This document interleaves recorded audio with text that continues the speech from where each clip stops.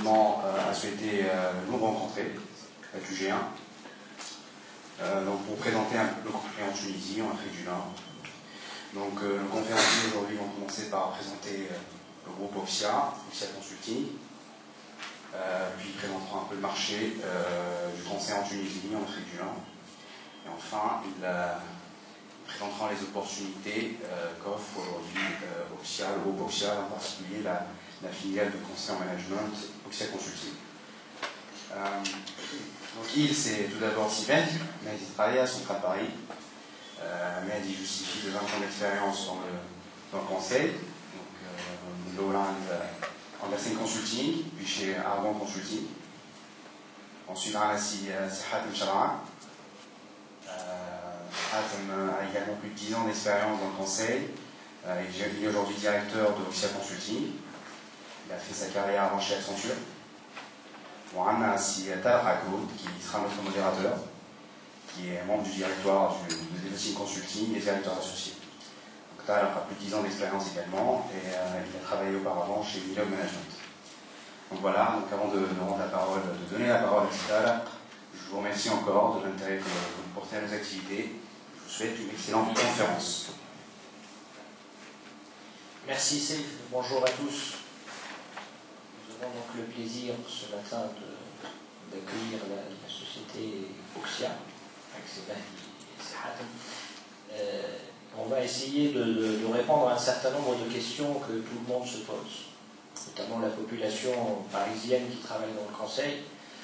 Comment je peux valoriser mon activité de conseil à Paris si je voulais un jour faire le grand pas et finalement faire un choix de vie qui est de rentrer au pays, de rentrer en Tunisie.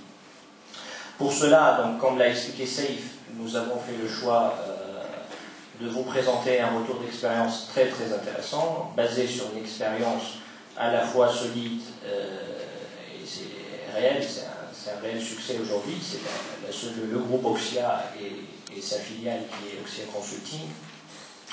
Pour cela, nous allons commencer peut-être par vous présenter le projet du groupe Oxia et Oxia Consulting. Par la suite, nous zoomerons sur l'activité du conseil en Tunisie, mais tout ce qu'il y a autour de la Tunisie, hein, le Maghreb, l'Afrique, le Moyen-Orient.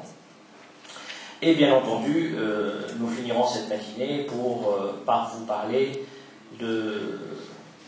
d'opportunités réelles pour pouvoir finalement, pour ceux qui le souhaitent, s'installer en Tunisie et continuer à exercer un métier qu'ils exercent déjà à Paris, qui est le métier du conseil. Mahdi, je te donne le micro donc, pour nous présenter un peu le groupe Oxia, même si je sais qu'il y a pas mal de monde qui connaissent le groupe, mais c'est bien de rafraîchir la mémoire sur le groupe et le projet du groupe. Très bien, je te remercie. Bonjour tout le monde. Effectivement, on va commencer par 2-3 slides en fait, assez rapides pour présenter un peu le groupe Oxia. Je passerai la parole ensuite à Hatem, qui fera un focus plus particulier sur le consulting. Hatem, alors c'est intéressant, parce qu'il a rejoint il y a quelques mois de cela, donc il pourra quelque part vous donner un retour d'expérience très frais de cette expérience nouvelle et un peu les perspectives qu'on voit aujourd'hui chez Oxia Consulting sur la région. Alors, je vais commencer par présentation rapide en fait. Oxia a été créé en 1998 par des Africains, issus comme tous en fait du monde du conseil et de la prestation de services. Il y a un certain nombre qui avaient décidé de rentrer, ils sont rentrés, et on démarre d'activités similaires. On a commencé en 1998 avec finalement une basculement relativement limité sur l'Europe, sur les métiers de développement en nearshore sur l'Europe, plus derrière la prestation dans le monde de la finance autour du groupe Tunisie Leasing en Tunisie dans les métiers du leasing. La société s'est développée progressivement en fait sur l'Afrique du Nord, sur l'Afrique subsaharienne, sur la France, et aujourd'hui, on verra un peu dans les chiffres tout à l'heure, on fait plus de 50% de chiffre d'affaires sur le marché européen, et on fait une bonne part du chiffre d'affaires sur la région Afrique et Afrique du Nord. Donc, la part tunisienne, finalement, elle est relativement faible, puisqu'elle représente autour de 20 à 25% de chiffre d'affaires. Bon, donc on est sur des marchés qui sont un peu difficiles, hein, dans le sens où c'est pas des marchés qui ont l'habitude d'acheter du conseil. Donc la recherche de la valeur ajoutée est fondamentale. Quelque part, en fait, les clients tunisiens ou africains ou nord-africains, il va rechercher la valeur ajoutée. On est presque dans des schémas. Au début, maintenant, ça évolue très fortement, en fait. Hein. Au début, on a été dans des schémas où, quelque part, il fallait quasiment prouver la valeur ajoutée du service qu'on apportait avant d'être payé. Donc, c'est des marchés, quelque part, qui exigent de la compétence. Et c'est des marchés dans lesquels on peut faire beaucoup si on a de la compétence. Donc, c'est pour ça qu'en fait, quelque part, parce qu'on insiste, hein, on est arrivé à se positionner sur des niches métiers, assez rapidement sur les niches où on était positionnés, avec des compétences avérées sur ces métiers-là, et avec une bonne combinaison avec des métiers système d'information. On est arrivé finalement à créer un groupe qui est composé de 3 lignes de service, du management consulting, donc Rav nous représente, une activité qu'on appelle business solution, donc qui est l'intégration de solutions, soit ERP, donc on est partenaire SAP et Microsoft sur nos zones, en fait, sur l'Afrique du Nord, on est le seul partenaire SAP en Tunisie et en Algérie. Et également sur des solutions financières avec un partenariat très fort avec des éditeurs de niche, de solutions de niche dans la finance, typiquement dans le leasing, on est partenaire d'une société qui s'appelle Cassiope, je ne sais pas si vous connaissez en fait, autour de l'assistance. Donc c'est un éditeur mondial qui est spécialisé dans des métiers du financement, donc avec qui on développe en fait, on porte l'activité sur le périmètre Afrique-Moyen-Orient. On a été même très loin puisqu'on a développé en fait le centre d'expertise financière de Tunis. Donc en fait, encore une fois, de la focalisation, de l'expertise, de la compétence, et l'idée majeure et l'idée sous-jacente de tout ça, c'est d'être capable d'apporter une expertise qu'on peut exporter. Et c'est comme ça qu'on arrive à réussir sur ce marché-là, sur cette zone.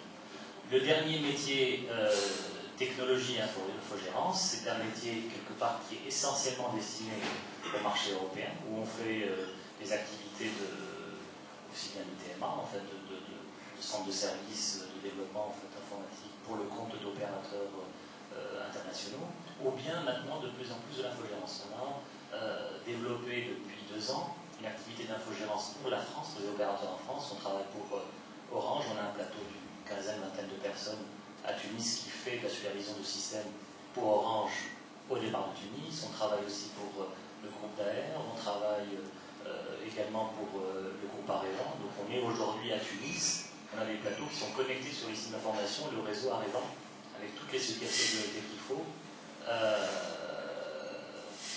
pour traiter de la supervision de système à l'échelle mondiale. On a pour le client d'AR, on fait une supervision de 2500 postes de travail à l'échelle mondiale. Donc on est arrivé là aussi à investir et à développer et à apporter le niveau de compétence qu'il faut pour essayer d'avoir en fait une expertise et une activité qui s'adresse à un marché mondial.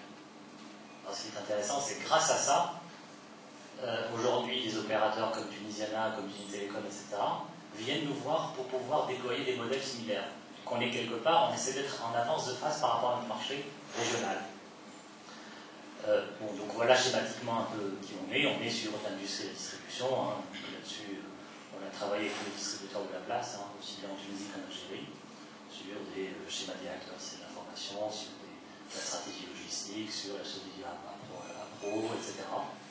On a travaillé pas mal dans l'industrie également, les services financiers, on va donner quelques exemples. On travaille aussi bien dans les métiers du leasing et du financement que également dans de la refonte de processus dans le cadre de privatisation de banques régionales. Dans les acquisitions de banques internationales, ils ont besoin en fait quelque part de travailler sur une refonte des processus.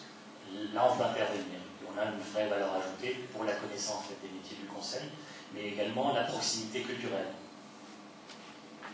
Télécom et services, bon là c'est des secteurs qui sont en très forte croissance en Tunisie en particulier, l'Algérie également, et sur lesquels il y a des opportunités. On travaille aujourd'hui, on a une activité qui est assez soutenue dans le secteur des télécoms. Dans aussi bien sur du métier technologique que sur du consulting, sur du process, sur du schéma logistique. On travaille chez un des opérateurs tunisiens en ce moment sur un gros projet que Hatem décrira de centralisation logistique. Des projets quelque part dont on rêverait en France. Hein. Moi, quelque part, si j'ai un témoignage à faire, c'est les projets sur lesquels j'opère aujourd'hui en Tunisie, en Afrique du Nord. C'est des projets que j'aurais aimé faire et sur lesquels je me serais battu en France. Voilà un peu rapidement qui on est, quelques chiffres clés, quelques chiffres en termes de présence. On a travaillé dans plus de 20 pays et la liste va s'allonger parce qu'on a gagné des gros projets de rollout avec 2 opérateurs mondiaux qui vont nous amener à élargir notre cartographie. Donc on travaille là aussi sur la base de nos métiers dans des rollouts internationaux avec des opérateurs mondiaux. On travaille aujourd'hui, on a un contrat avec 2 groupes français notamment, sur lesquels, qui se traitent d'ailleurs à Paris, les comités de pilotage sont à Paris, et on parle en fait déploiement dans un certain nombre de pays aussi bien africains que dans le Delta.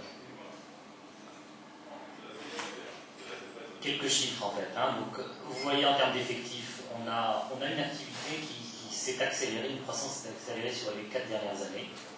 Donc on était 70 en 2006 et aujourd'hui on est 220 personnes.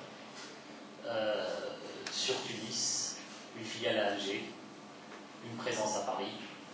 On est en train de réfléchir en fait, on est assez avancé dans des réflexions de croissance externe au Maroc également. On a 2 dossiers sur lesquels on est en train de réfléchir pour faire une acquisition qui nous permettrait d'avoir une présence significative au Maroc, pour boucler la boucle en fait sur l'Afrique du Nord. Une accélération, donc, comme je disais, très très forte et qui se continue en fait à se confirmer en fait par cette année et sur les budgets qu'on a pour l'année prochaine. En termes de répartition d'activités, on est, on va dire, à 50% sur des activités, on va dire, technologiques. Donc, software engineering, c'est la partie TMA, TRA, parce qu'on fait également de la TRA dans le monde de l'assurance. Managed Services, c'est l'infogérance. L'autre activité, c'est du conseil et l'intégration de solutions ERP essentiellement. Donc, on va dire 50% activité technologique et 50% activité plus consulting business. En chiffre d'affaires, donc on le voit ici, donc on est comme je disais, autour de 55% sur l'Afrique, sur l'Europe, la Tunisie 28%, mais en fait en réalité un peu baissé cette année, donc on est encore plus bas en termes de part pour la Tunisie et le reste sur on va dire l'Afrique du Nord. Bon, vous avez une idée de quelques-uns de nos clients. On a travaillé sur, on va dire, la région avec un peu tout le monde en fait. On a travaillé avec un peu tout le monde, et ce qui fait qu'on est connu. D'accord, on a une présence un peu partout en fait dans la région. Aussi bien les opérateurs régionaux qu'avec les opérateurs internationaux. Voilà, on pourra en parler un peu plus si vous voulez, ça vous donne une idée des secteurs d'activité sur lesquels on a été présent et des comptes sur lesquels on opère aujourd'hui en fait. Hein. Alors, en introduction de ce que va dire Hatem, peut-être je vais dire un mot là-dessus, cette présence en fait de plus de 12 ans maintenant, elle nous permet d'être présents partout. Elle nous permet d'accéder à ces clients-là. Et aujourd'hui, ce qu'on fait avec Hatem, en termes de commercial, on est présent, on est dans la place, on connaît tout le monde, on nous connaît. Quelque part, l'offre consulting en train de lancer, en train de booster en ce moment, c'est une offre complémentaire qui s'ajoute à un parc client qui nous connaît, qui nous apprécie, avec qui on a fait de belles choses sur les dernières années. Hatem.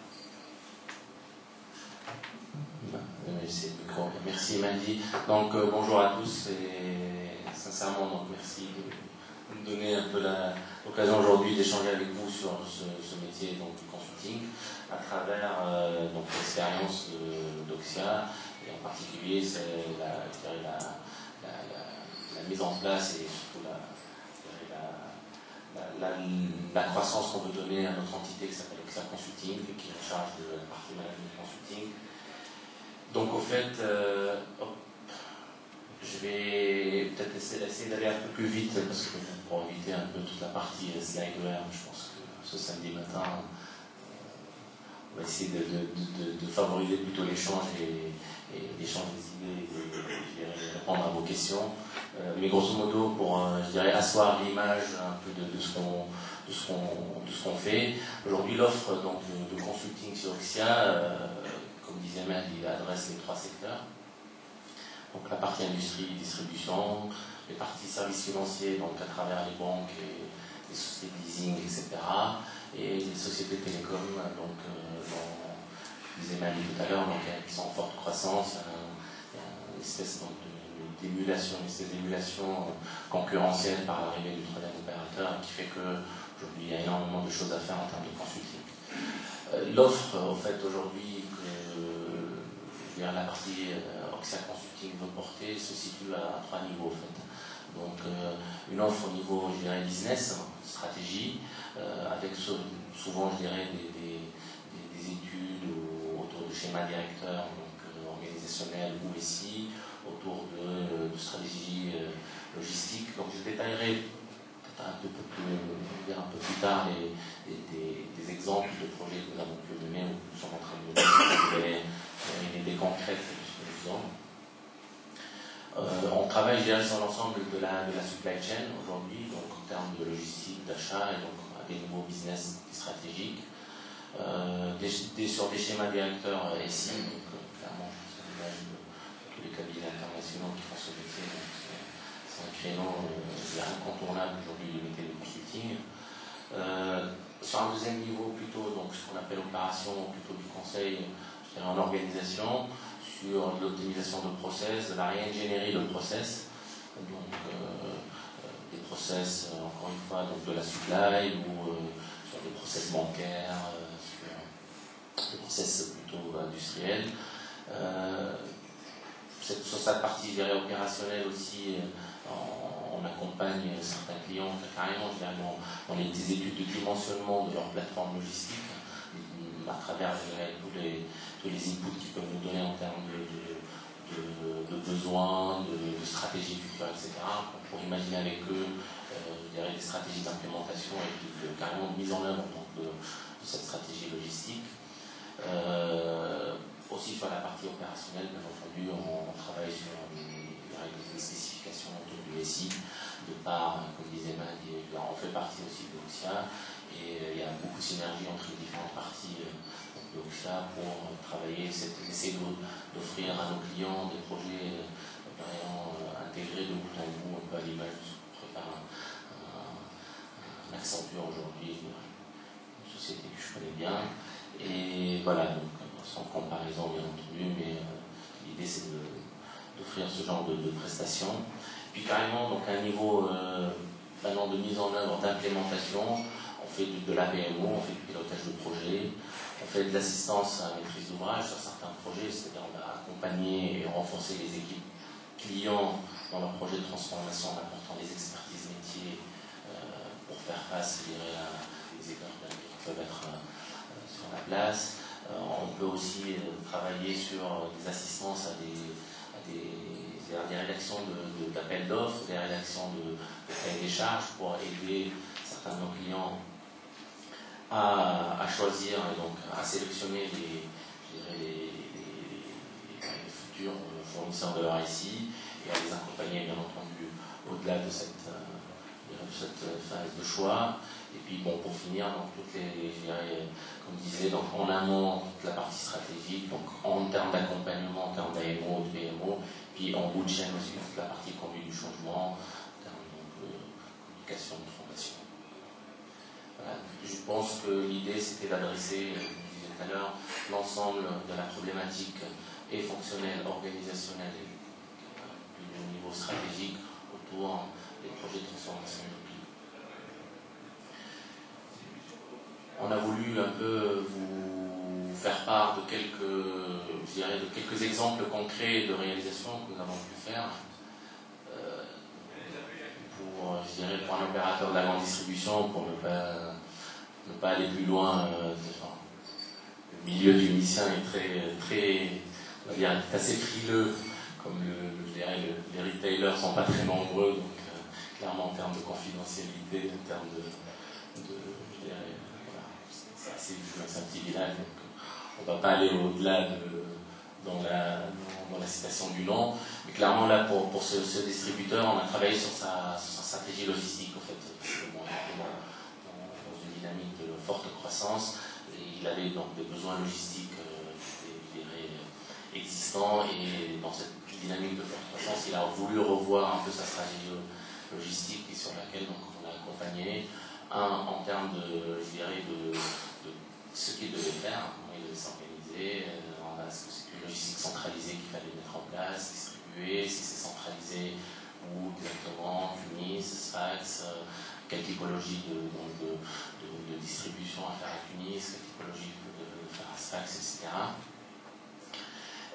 Donc clairement, là-dessus, il y a eu, je dirais, le travail de nos équipes a été d'aller sur le terrain et donc d'accompagner, bien entendu, le client dans sa collecte de données, donc dans sa structuration en fait, de ses besoins pour lui fournir un peu son plan stratégique et son plan logistique pour les prochaines années. C'est un client, au-delà de cette mission, qui nous a sollicité un peu plus tard pour aller un peu plus loin dans cette étude, pour faire un véritable business plan et carrément donc une étude de rentabilité pour aller au-delà de la simple utilisation de cette plateforme pour lui-même, mais pour essayer de devenir un acteur de la logistique en Tunisie, fournisseur lui-même de services. Donc voilà, donc c'est ce genre d'études stratégiques qu'on peut faire, qu'on a mené un peu, on a dit, compléter si tu as envie. Effectivement, le projet a un peu évolué effectivement, depuis le début. Là, on est sur un projet où on est en train de parler en direction en fait, au bord en fait, du groupe en question pour un investissement d'équivalent de l'ordre de 50 millions de dollars, sur lequel on est en train de travailler dans la structuration du projet et derrière également les aspects de financement, etc. Donc c'est assez intéressant. Moi, personnellement, c'est une expérience que je trouve intéressante et qui montre le niveau de maturité des clients en face. Aujourd'hui, le dossier est arrivé très loin au niveau du board. On fait une analyse financière, comme on ferait ici, une analyse de TRI, de VAN, etc. Donc, on parle des financiers, des investisseurs prématurés. Ça, c'est quelque chose, je trouve très intéressant en Tunisie. Le niveau de maturité des interlocuteurs qu'on a en face. Moi, je travaille en France, je travaille au Moyen-Orient. Je sais ce que c'est. Et il n'y a aucune commune mesure entre la maturité du client tunisien et celle du client au Moyen-Orient. Donc le client, lorsqu'il achète, il sait ce qu'il achète, et les décisions sont prises par des professionnels. Et en face de nous, on a des professionnels. Une question par rapport à ce projet, parce que là, c'est pas grave, on va anticiper la deuxième partie, et on va rentrer dans le... Parce que c'est à travers des projets qu'on va finalement comprendre le métier du conseil en Tunisie. Un projet de la sorte, ça représente à peu près combien de jours de conseil, quel volume, quelle équipe vous mettez en face, puisque c'est un mode forfaitaire, est-ce que c'est un mode régie, quelles sont les modalités de gestion de ce type de projet? Écoutez, je vais essayer de répondre. Donc à ce niveau-là, en fait, c'est un projet qui, dans sa première phase, nous a mobilisé pendant 2 mois. En fait, c'est à l'image un peu de toutes les missions stratégiques qu'on a ici, hein, c'est souvent entre 8 et 12 semaines, hein, donc il ne faut pas se leurrer en termes de nombre de consultants. On avait 2, hein, c'est ça. Voilà, 2 plus management. Voilà, plus le management. Et je fais appel souvent à Matt, vous remarquerez, parce que comme je suis très récent encore, pour avoir la mémoire du consulting. Et attends, par contre, l'autre particularité, c'est quelque part, on a une très forte proximité avec le client, et même si la mission va durer en travail effectif de 2 mois, voire un peu plus, il y a un travail d'accompagnement derrière pour vendre le projet aux actionnaires. Il faut être proche, il faut avoir du souffle quand même aussi, hein, parce que c'est, bon, mine de rien, c'est un gros investissement pour un industriel tunisien, donc quelque part, il faut accompagner, convaincre, être présent. Bon, ça, on va pas, c'est pas forcément directement dans le budget du projet, mais c'est du budget, on va dire, commercial, d'accompagnement autour. Sachant que derrière, il y a la phase de mise en œuvre. On est sur un déploiement d'un projet similaire en ce moment en mise en œuvre, on est quoi, sur 6 à 8 mois, et on a 2-3 personnes en fait. Clairement.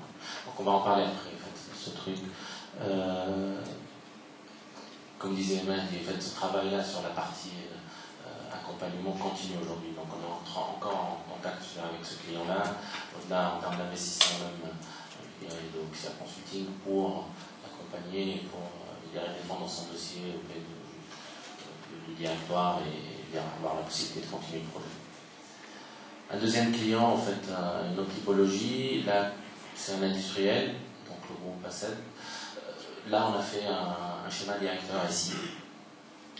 Donc ASSAD a voulu se restructurer, a voulu avoir un système d'information en adéquation avec ses besoins. Et clairement, donc, on a fait intervenir nos ressources. Là aussi, c'était 2 personnes, plus management, qui ont travaillé pendant un mois et demi sur l'analyse un peu des processus existants, faire une démarche classique de schéma directeur par rapport à la cartographie, par rapport à des besoins, pour voir un peu quelle typologie de transformation on pouvait mettre en place, et puis travailler un peu sur ce lotissement, sur la mise en place, je dirais, dans le temps, un peu de ce programme de transformation. Et puis on a été même jusqu'à accompagner la rédaction, je dirais, de différents cahiers des charges qu'on a pu mettre en place pour lancer un peu ces consultations, et puis on l'a aidé dans la sélection de sa solution. Voilà, une autre typologie, je dirais, au-delà de la partie supply chain, plutôt orientée ici.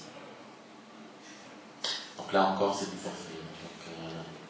Des projets aussi comme celui-là, comment vous les détectez finalement? Est-ce que vous faites un effort d'avant-vente en allant chez le client finalement pour stimuler le besoin? C'est des cahiers des charges qu'on reçoit auxquels on répond. Est-ce que c'est de gré à gré? Alors, juste en fait, chez Oxia, on a sur la force mutuose commerciale est composée de 12-13 personnes en fait. Donc imaginez 12-13 personnes qui sont sur le marché. Bon, bien entendu, pas que sur la Tunisie. Donc on est présent partout, on est présent chez tous les clients en fait. On a derrière aussi une certaine proximité, intimité avec les clients. Donc on nous sollicite très souvent en fait. Puis là, clairement, cet exemple et celui d'avant, c'est 2 exemples différents. Je dirais, le premier était plutôt une démarche commerciale, clairement, donc une certaine intimité par rapport à certaines, je dirais, un travail de maturation un peu du besoin, etc. auprès du client. ASSAD, c'est clairement, on bénéficie aussi de l'assise commerciale qu'on a en termes d'opportunités, de tous les efforts commerciaux qui peuvent être faits, je dirais, en transverse pour toute la société. C'est là que j'ai mis un autre exemple. Il y a un client récemment pour un projet sur Axata, Microsoft AX. Nos équipes sont parties le voir et ont refusé de lui vendre un projet AX. Pourquoi? Parce qu'ils lui ont dit, attends, avant de vendre un projet AX, on voudrait peut-être que tu t'organises de structure un peu mieux. Donc aujourd'hui, on est en train de discuter de mieux organiser la phase de mise en place de l'ERP en amont. Donc en fait, Hat monte au créneau pour vraiment une mission de schéma directeur système d'information et de lotissement qui va avec. Justement, là tu évoques quand même un sujet intéressant. Enfin, je pense que je ne peux pas passer à côté de cette question. Main vitrée à l'investisseur, c'est quoi sa vision du conseil? Pourquoi on se lance dans une activité de conseil quand on est leader sur une activité de business solution et de conseil en système d'information et technologie? Pourquoi est-ce qu'on se lance là-dedans? Parce qu'on a tout le temps fait ça. Je ne sais pas si c'est la bonne réponse. Non, mais derrière, il y a un besoin en fait. Il y a un besoin évident au niveau du marché tunisien. Il y a un besoin aussi de la part sur nos projets. Nos projets, les projets ERP qui ont été réussis, c'est des projets où on a fait du consulting. Donc on a pu vraiment dissocier, on a pu apporter la dimension change qu'il faut. On a pu en amont également faire le lotissement qu'il faut, etc. Sachant qu'on ne fait pas que du consulting système d'information, on est pas mal sur du consulting métier, notamment sur la supply chain qui est un secteur que je connais particulièrement, et également dans les secteurs bancaires ou le financement sur lequel on a plus de 12 ans d'expérience. Aujourd'hui, on a participé à des créations de sociétés de leasing en Afrique, from scratch en fait. Donc, quelque part, on n'est pas là pour apporter un système, on est là pour apporter les process, l'organisation et les systèmes qui vont avec. Quand on va au Burkina pour lancer une activité de leasing, bon, c'est de la valeur ajoutée à part entière en fait. Et dire que je n'apporte que le système à mon client au Burkina, ça va marcher. Ça va pas marcher parce qu'il a besoin de plus que ça. Il n'a rien, il a besoin de monter son organisation.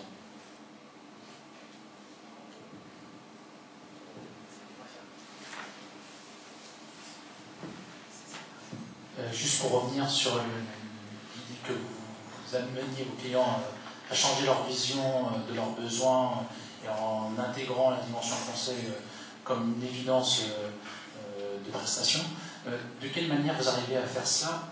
Bon, moi je connais rapidement la Tunisie, moi j'ai grandi en France, donc la Tunisie je connais l'été, mais j'ai fait une première étude en regardant pour voir de quelle manière j'aurais pu m'installer en Tunisie, et a priori avec un marché qui est plutôt un capitalisme familial, où on a des groupes familiaux d'un côté, ou de l'autre côté on a le secteur public, des telcos ou des secteurs bancaires qui sont plutôt, alors telco et secteur bancaire plutôt des groupes internationaux, donc eux ont l'habitude de faire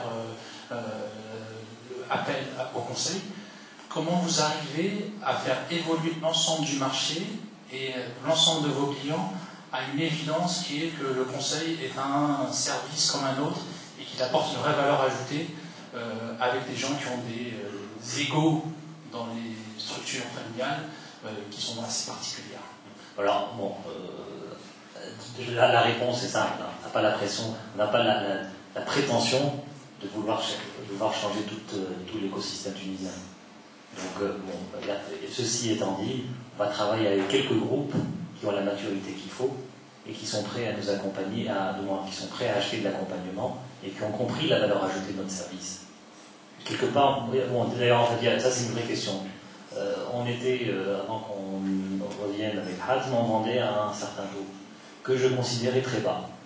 Et ça sert à rien. Et que je trouve personnellement dévalorisant pour la valeur des personnes qui font le consulting pour vous, pour nous. Donc aujourd'hui, on le vend. C'est simple.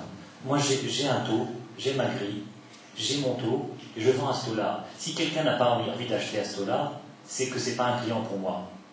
Et à la limite, c'est pas grave, j'ai pas besoin de travailler avec tout le monde, je vais travailler avec les gens qui ont compris ce que je peux leur apporter et la valeur ajoutée réelle que je peux leur apporter.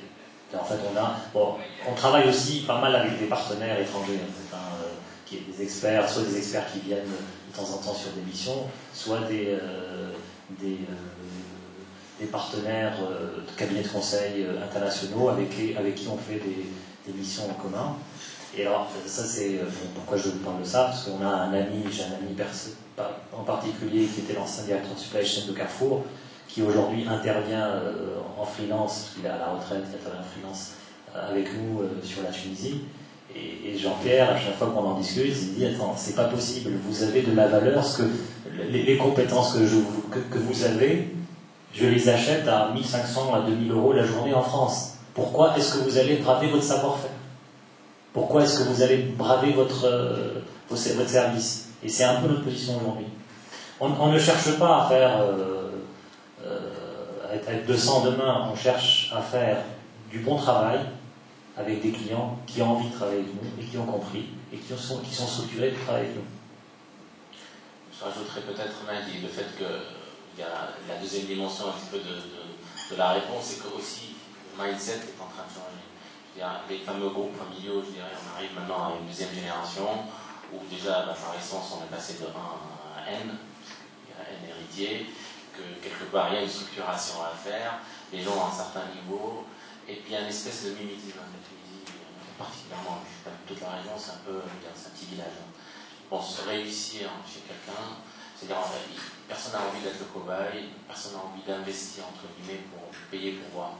Donc clairement, il faut réussir, je dirais, l'investissement sur le premier coup pour, je dirais, avoir un peu cet effet boule de neige après, d'envie de se transformer, créer un peu l'émulation par la concurrence, etc. On le voit un peu sur le secteur bancaire. Je dirais, c'est Tigeri qui a commencé un petit peu cette vague un peu de transformation, etc. Maintenant, tout le monde s'y est mis. Et tous les groupes, je dirais, un peu entre guillemets familiaux, etc., se sont dotés un peu de la fameuse organisation de stratégie, qui a commencé à acheter à droite, à gauche. On en est encore, peut-être des autres questions après, du consulting international.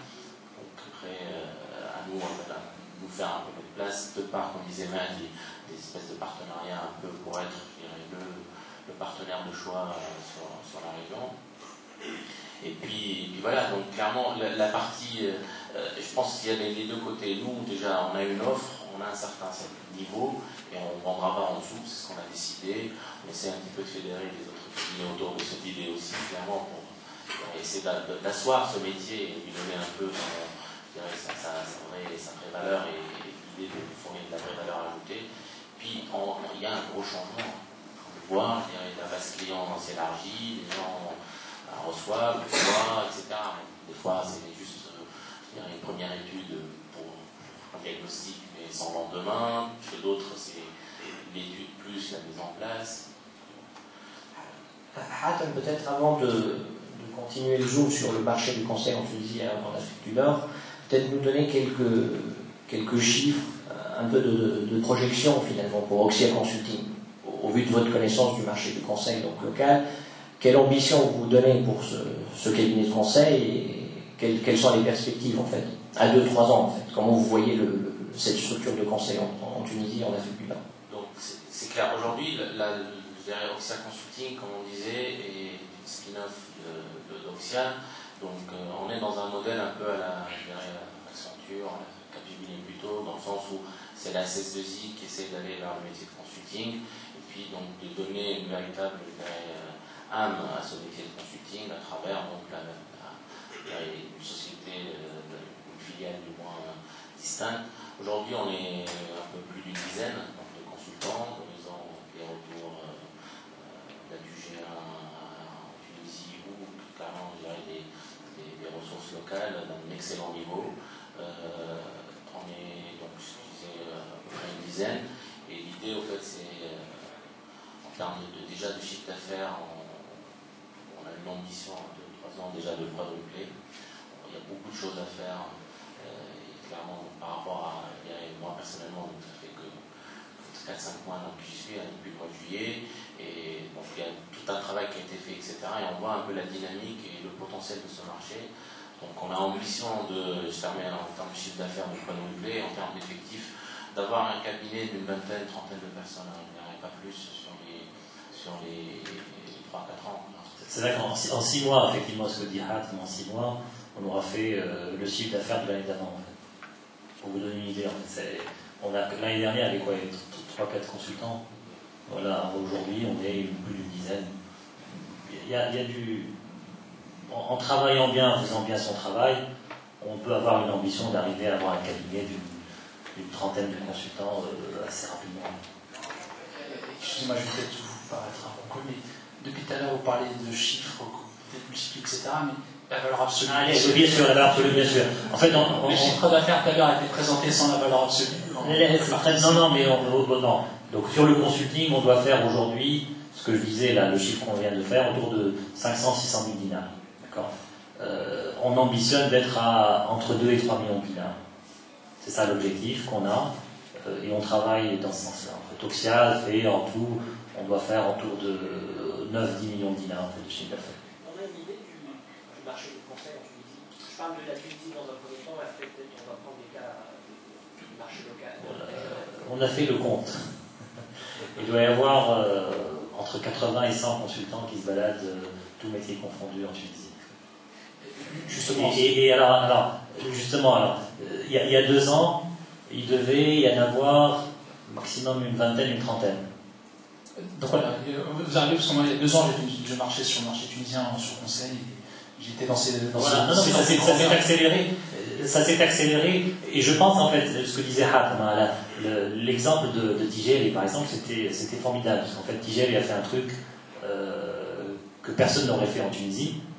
Ils ont explosé, et tout le monde a envie de faire la même chose maintenant. Il y a eu quelques missions McKinsey, alors tout le monde s'achète du McKinsey. Et alors maintenant on est dans la vague 2. La vague 2, c'est de dire McKinsey ça coûte très cher, ce serait pas mal qu'on ait des cabinets tunisiens. Et on discute, nous, de plus en plus avec des gens qui ont fait du McKinsey. Donc, c'est ça notre stratégie commerciale d'ailleurs. Dès qu'il y a une mission de McKinsey, on va frapper à la porte. Donc, justement, par rapport à ça, de quelle manière les compétences, le marché tunisien en termes de conseil, en termes de compétences, c'est rien du tout. Il n'y a quasiment pas d'expertise consultant sur la Tunisie. Et donc, de quelle manière vous arrivez Oui. Il y a un domaine d'activité sur lequel on n'a pas besoin de compétences internationales. Aussi bien Hatem que moi, on a fait de la supply chain toute notre vie. Et là-dessus, je pense qu'on est assez autonome et on peut vendre même en France sans être présomptueux. Et sur les autres secteurs, en fait, on travaille avec des partenaires. On a des partenaires qui sont des cabinets bien établis, qui sont des spécialistes, tout le monde trouve son compte. Pourquoi? Parce que le partenaire en question, il peut pas vendre en Tunisie. On est sur 2-3 banques là, sur lesquelles on a soumissionné. Et bon, la banque demande au cabinet international d'amortir ses coûts et de réduire son coût, d'avoir un TNJ qui puisse être un peu plus acceptable qu'un 1500 € plus frais de déplacement en Tunisie. Le frais de déplacement en lui-même, on l'a chiffré, on est à 300 € par personne en fait, par jour. Donc assez rapidement, aujourd'hui, comme il y a un appel d'air, les cabinets internationaux sont en train d'arriver, mais alors, pour ne pas dévoiler de secret, on est sollicité par 3 ou 4 grands cabinets internationaux, parce qu'on est connu sur la place, pour être leur partenaire local. Et ça, c'est aussi un phénomène nouveau. Ils ont une obligation, en fait, ils ont besoin, ils ont envie de travailler dans la région. Ils ont du mal de part de leurs coûts, et ils sont un peu frileux pour s'installer sur place, et même s'ils s'installent, ils auront besoin de partenaires locaux. Je prends en fait l'exemple du Maroc, qui est peut-être un bon exemple. L'arrivée des cabinets de conseil Instrat, elle a fait exploser le marché du conseil local. Je connais particulièrement une société qui s'appelle Capital Consulting au Maroc. Capital Consulting a explosé. Pourquoi? Parce que Roland Berger a ouvert un bureau. Donc Roland Berger n'a pas la vocation et l'ambition d'être très gros en local, puisqu'en fait il va faire un sourcing mondial, il y a très peu de ressources locales, et il n'a pas non plus de vocation à faire de l'implémentation. Donc en fait le relais est passé à Capital Consulting. Donc c'est une opportunité, hein, c'est une chance pour nous en fait. C'est une chance, et ça nous permet d'avoir en fait un panel de ressources qui est très large, un panel d'expertise qui est assez large. On a aujourd'hui, on a fait un projet en Libye avec un cabinet justement français. On avait 5 consultants là-bas, il y avait quelques personnes aussi de France. On est toujours, le cabinet est parti, et on y est toujours, parce qu'aujourd'hui on est passé dans une phase où ils n'ont plus besoin de consulting à 1500 € plus frais jour, mais ils ont besoin d'une présence locale. Et on est présent. Plus, je dirais, sur ce cas un peu particulier, la Libye est un marché arabophone. Clairement, je dirais, tous les gros veulent y aller, et tous les gros ont besoin, je dirais, du partenaire qui a le savoir-faire, mais qui a aussi la langue. Clairement, et donc, dans ce cas-là en particulier, la BNP, il y a un savoir-faire et métier, et en plus, je dirais, la connaissance un peu du terrain. La Libye, c'est pas très, très différent de la Tunisie. On connaît un peu la mentalité, on la côtoie, et surtout, on parle la langue. Donc, on a participé ici sur l'ensemble de la réorganisation des processus, et même la partie formation. En fait, on a formé les gens, on a fait un bon volet de la conduite du changement. Et là, on était en mode forfait, il y avait 4 personnes. Juste, ça marche bien. Et ça, c'est important en fait. Hein. Notre marché, c'est pas la Tunisie, c'est la Tunisie, l'Algérie, la Libye. Je pars de. Ouais, ça, Tunis, Tripoli, c'est 1 heure. Hein. Tunis, Alger, c'est 1 heure. Nous, on a un bureau à côté de l'aéroport à Alger. On a une filiale à Alger. On est chez nous. Hein. On arrive, on prend le vol du lundi matin. On y est. À 11h, on est au bureau avec le retard habituel. S'il n'y a pas de retard, on y est à 10h. Ça c'est énorme en fait. Ça, c'est important. Il faut le comprendre, il faut l'intégrer. On ne va pas en Tunisie pour aller travailler en Tunisie, on va travailler dans la région. Justement, parce que tout le monde a l'air de dire finalement le marché tunisien c'est un petit marché, 80 consultants, une BU d'un grand cabinet de conseil parisien, hein, c'est pas si on prend toute la concurrence, mais justement les autres marchés, quel volume pour l'Algérie, quel volume pour la Libye, le Maroc éventuellement, est-ce qu'aujourd'hui ça représente un potentiel de conseil, ces pays-là, avec une vraie culture de consommation des prestations de conseil, et avec le volume bien sûr qui permet une activité Le Maroc doit être quoi? Doit être 5 à 10 fois plus gros que la Tunisie, là en ce moment, et il n'y était pas il y a 5 ans. Donc il ne faut pas voir le marché avec les chiffres actuels en fait. Pour bien lire et bien comprendre le marché régional, il faut voir un peu le potentiel. C'est ça qu'il faut voir. En Algérie, il n'y a personne. Il n'y a personne. Mais bon, il y a un potentiel énorme. Il y a des projets quand même. Oui, mais il n'y a pas tellement d'opérateurs. C'est ça qu'il faut voir.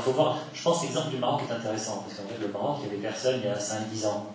Aujourd'hui, on parle d'une communauté entre 500 et 600 consultants. C'est pas mal quand même. Et ça s'est fait très rapidement.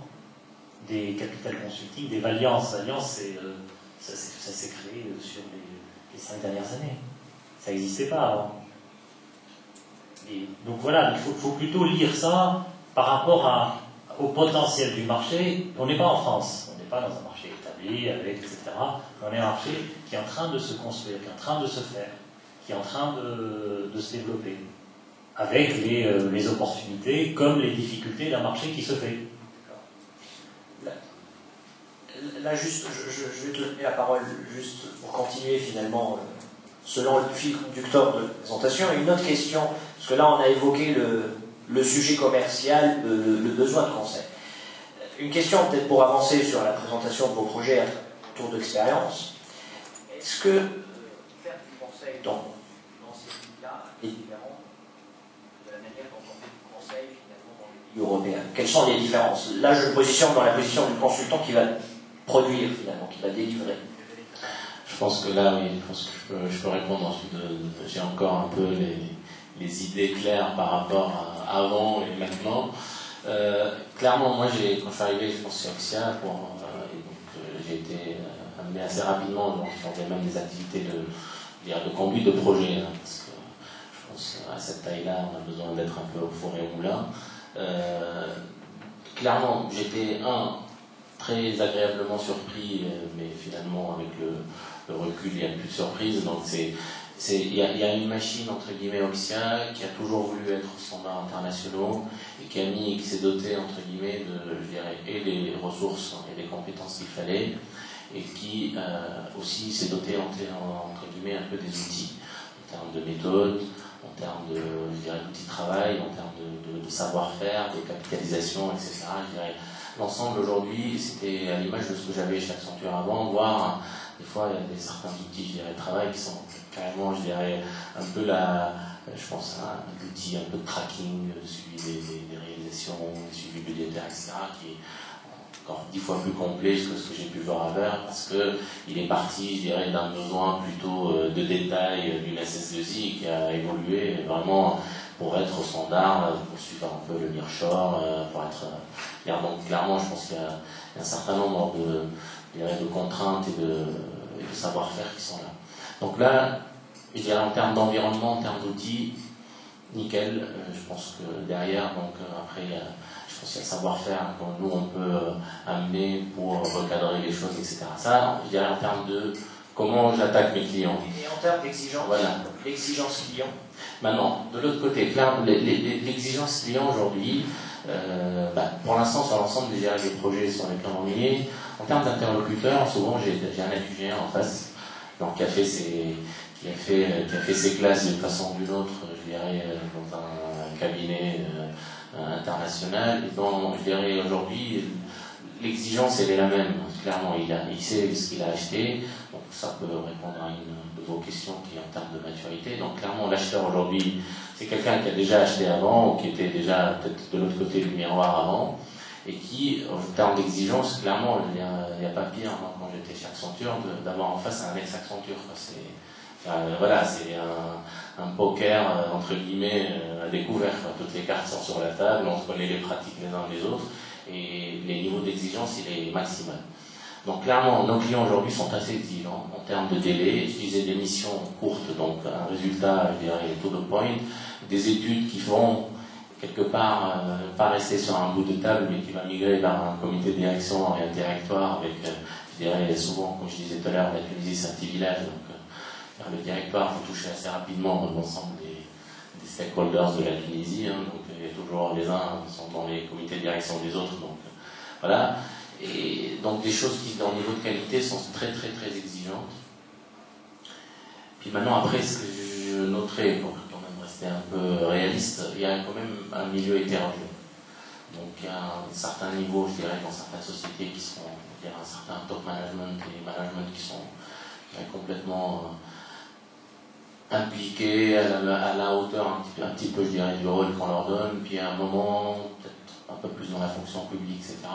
C'est assez hétérogène. Donc il y a la peur du changement, il y a encore le manque de culture vis-à-vis de, je dirais, des études et de l'achat du consulting, dans le sens où pourquoi dépenser de l'argent, on n'est pas prêt, on n'en a pas besoin. Donc, toute cette résistance que quelque part, en discutant avec les uns et les autres ces derniers jours, on avait en France. On les a toujours, je veux dire. Bon, peut-être que le client il est en costard-cravate et il a fait l'X avant, mais la résistance c'est la même. La résistance c'est la même au changement. Je dirais les jeux des pouvoirs politiques sont les mêmes.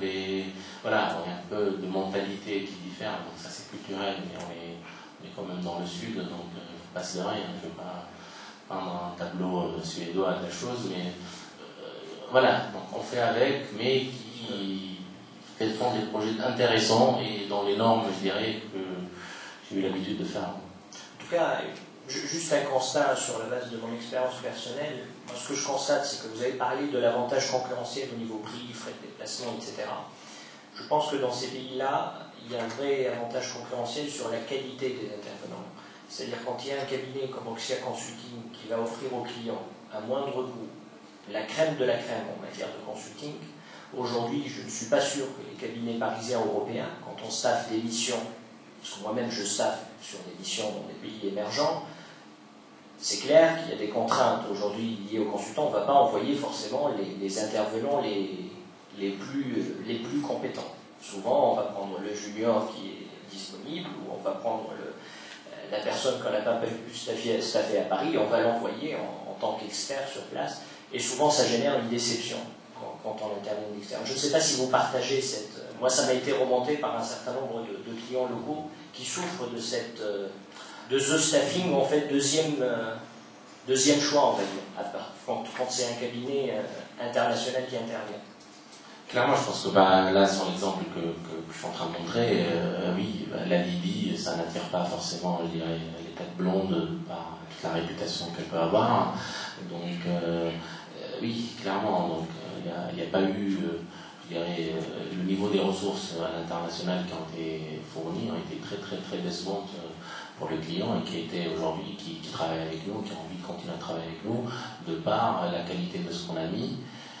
Avec Maître, on a eu une discussion, je pense hier aussi, sur un sujet de la chose, de la crédibilité qu'on arrive à mettre en place aujourd'hui quand on s'adresse à nos clients tunisiens.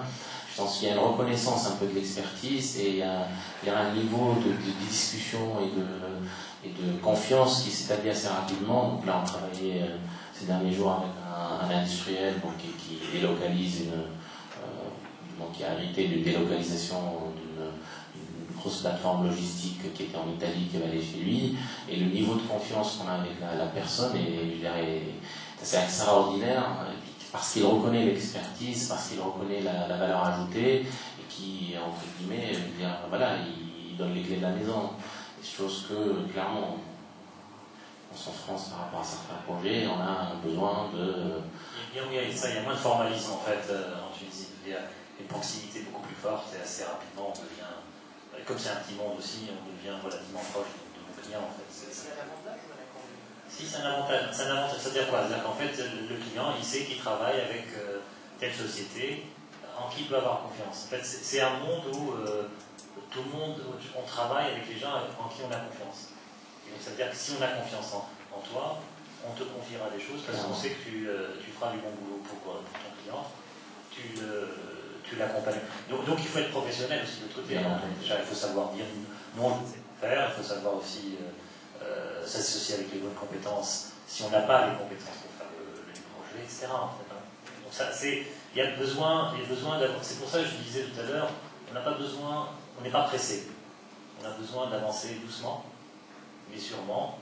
On peut pas faire n'importe quoi en fait. Justement, quels sont les profils qui achètent aujourd'hui du conseil dans l'entreprise? Parce qu'on vend un DG, DSI, une direction d'équipe, qui achète, qui engage la prestation de conseil. Au bout du compte, c'est de... Ouais, voilà, tout à fait. Au bout du compte, c'est ça en fait. Il y a quelques projets structurés, avec les commissions, etc. Mais dans la majeure partie, c'est quand même... J'ai deux questions. La première, comment vous faites pour faire payer? Une facture. Non mais c'est pas le problème seulement d'envoyer, c'est le recouvrement. Des questions sur le recouvrement en Algérie, en Libye. Non. C'est faux. On fait du bon boulot, on se fait payer. Et on fait du bon boulot et on travaille avec des gens avec les bonnes personnes, on se fait payer. Et la deuxième question, c'est comment vous vous couvrez par rapport au risque législatif. Je prends l'exemple d'Algérie où tout le monde intervenait en Algérie jusqu'au jour où une loi a imposé une taxe de 30% sur toutes les prestations dans l'extérieur. Donc plus personne n'allait travailler en Algérie. Et donc c'est pour ça qu'aujourd'hui vous y allez, je pense. Non, on y est depuis quelque temps, parce qu'on a décidé stratégiquement d'aller en Algérie. On a racheté une structure qui existe en Algérie. Et donc on est présent, on a une filiale à Alger. D'accord, donc c'est une filiale, et en Libye aussi vous avez une filiale? Non, là, en Libye, on n'a pas décidé d'ouvrir de filiale, parce que, effectivement, on n'a pas... La Libye, c'est un pays où on est en train d'avancer doucement. L'Algérie, on a travaillé assez longtemps en Algérie. On connaît pas mal le monde. On a une filiale à Alger avec un partenaire algérien, en fait. Donc, là aussi, c'est... le Maroc est en train de réfléchir aussi, mais ce sera également avec un partenaire marocain qui est bien connu dans la place. C'est des pays où le relationnel est important, où, pour faire des missions comme pour se faire payer. Donc voilà, donc après, connaissant les règles du jeu, il faut savoir s'organiser pour avoir tous les atouts entre ses mains. Et encore une fois, travailler avec les clients qui sont prêts à accepter les prestations qu'on offre. Peut-être juste un petit rajout, je pense aussi le fait d'être adossé à Oxia. C'est un avantage indéniable. On ne part pas de from scratch, c'est une structure. Il y a une société qui a une belle assise, je dirais, financière, etc. Et donc clairement, là je parle à mon niveau, donc en termes de direction de la société consulting, il est très important d'être aussi, l'esprit un peu aussi tranquille par rapport à ces aspects-là. Clairement, donc, il y a un choix, clairement, des partenaires avec qui on travaille, etc. Bon, je vois pour l'instant pas eu de couac, mais aussi il est important de ne pas être livré que à soi-même et partir from scratch sur le partage des risques, tous ces aspects-là qui sont les propres de grandes sociétés comme ça. Peut-être une question, là aussi, je pose la question plus opérationnelle. Je suis dans un projet, je débarque chez un client. Comment je suis perçu en tant que consultant chez ce client? Ici, en France, c'est vrai que de plus en plus, la vision qu'on a du consultant, c'est quelqu'un qui va venir manger sur mon dos. Est-ce que dans ces pays-là, on est accueilli de la même manière ou comment tu ressens ton arrivée chez un client? Je pense que c'est une excellente question. Comme disait Maître tout à l'heure, déjà le niveau les gens avec qui on discute aujourd'hui, c'est le niveau de direction générale. Donc c'est lui qui a sorti le carnet de chèques, et c'est lui qui sait ce qu'il veut et qui demande à être accompagné là où il veut aller. Donc clairement là, à ce niveau-là, il n'y a pas de...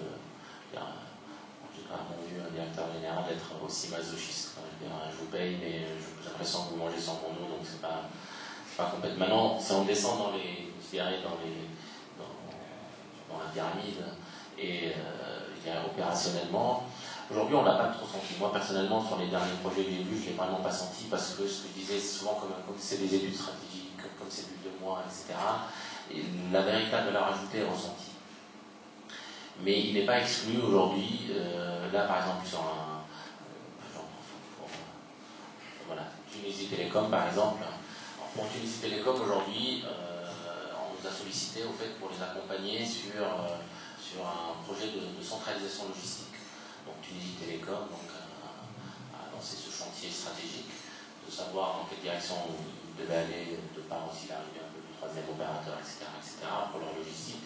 Donc on les a accompagnés un peu dans toute cette phase stratégique où on a mis en place, je dirais, un peu le schéma logistique là où ils voulaient aller. Donc ils nous ont sollicité clairement maintenant pour la mise en œuvre de cette stratégie, donc dans la mesure où voilà, on a identifié les entrepôts cibles de leur logistique, on a lancé avec eux toutes les consultations pour les moyens de manutention, pour les moyens d'entreposage, etc., etc. Donc à ce niveau-là, en fait, on a accompagné un peu toutes les directions des achats, les directions des moyens généraux, des ressources humaines. Donc bon, clairement, ça, là encore, c'était assez collaboratif parce que c'est quand même un projet d'entreprise. Un des aspects un peu de ce chantier, c'est le tour des popotes. Parce qu'il va falloir quand même visiter les 24 régions tunisiennes et aller au fin fond, je dirais, de partout, aller voir les magasins qui vont fermer à terme et qui vont transférer un peu tout leur stock, soit à Tunis, soit à Sfax. Et donc là, clairement, on était un peu... voilà, il y a eu quand même de la résistance partout, mais il n'y a pas encore, je pense qu'un peu le manque de culture par rapport au consulting a fait que, bon, on est Tunisie Télécom. Donc vous les cravatés, bon, vous venez de Tunis pour vous fermer votre moyen de travail aujourd'hui, etc. Donc il n'y a pas un truc où c'est Oxia qui a aidé Tunisie Télécom à nous priver. Donc j'ai un peu connu chez Accenture à un moment où on était un peu le vilain petit canard qui voilà, qui un peu le diable un peu, qui a apporté ce changement.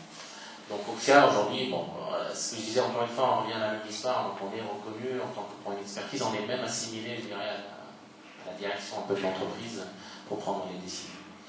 Donc voilà, je ne sais pas si je réponds à ta question, mais... L'équipe projet, c'est la proximité, on a créé une équipe en fait. Clairement, bah, là avec le client, je pense qu'un tour de Tunisie en 3-4 semaines, ça crée énormément de c'est clair, beaucoup de cohésion entre l'équipe, en fait, avec trois personnes, et même je dirais sur certains, voilà, ils ont été bien accueillis, donc même malgré quelques résistances, voilà, il y avait de l'hospitalité, les gens travaillent ensemble pour achever, et puis c'est en très bonne voie, hein. Là, finalement tout le monde a joué le jeu, tout le monde est en train de fermer un peu ses entrepôts parce qu'il y a une réflexion de l'entreprise pour de la fonction publique, pour ne pas virer, mais pour reclasser, etc., etc. On se heurte aussi sur ce projet-là, continuer, par exemple, voilà, dans certains magasins, en fait, il y a des déchets. Et donc, pour se séparer des déchets, donc c'est facile de remonter un peu les stocks qui doivent aller à Tunis, à Sfax, et dont on a besoin, genre des câbles, des BlackBerry, des cartes SIM, tout le monde. Ça, c'est des choses qui vont bien, mais alors les déchets, personne ne veut s'en séparer, c'est vraiment le... Et là, on se heurte, par exemple, à le rouage d'une entreprise qui n'est plus publique, entre guillemets, mais qui est encore dans la mentalité publique. Est-ce que je peux faire des choses de gré à gré avec quelqu'un, mais est-ce que je ne vais pas me faire taper parce que moi, Tunisie Télécom, je n'ai vendu que la telle société, même si je sais que c'est la meilleure. Ah non, j'ai peur de ça, donc il faut que je passe par... Juste une question à Hatem. Quand on travaille pour Tunisie Télécom, c'est facile de travailler pour Tunisiana ou pour troisième opérateur, où finalement le fait d'avoir travaillé chez un client, il va s'installer une sorte de méfiance vis-à-vis du cabinet de conseil. Alors, je pense que pour deux choses. Déjà, bon, c'est un petit village, donc clairement, mais le petit village fait aussi que l'information et même les ressources circulent. On travaille pour Tunisiana, l'acheteur pour lequel Oxia a travaillé chez Tunisiana, c'est le même acteur aujourd'hui qui est chez DSC, c'est l'acheteur de Orange Tunisie. Donc c'est quelqu'un qui nous connaît, avec qui on travaille aujourd'hui, donc chez Orange. Bon.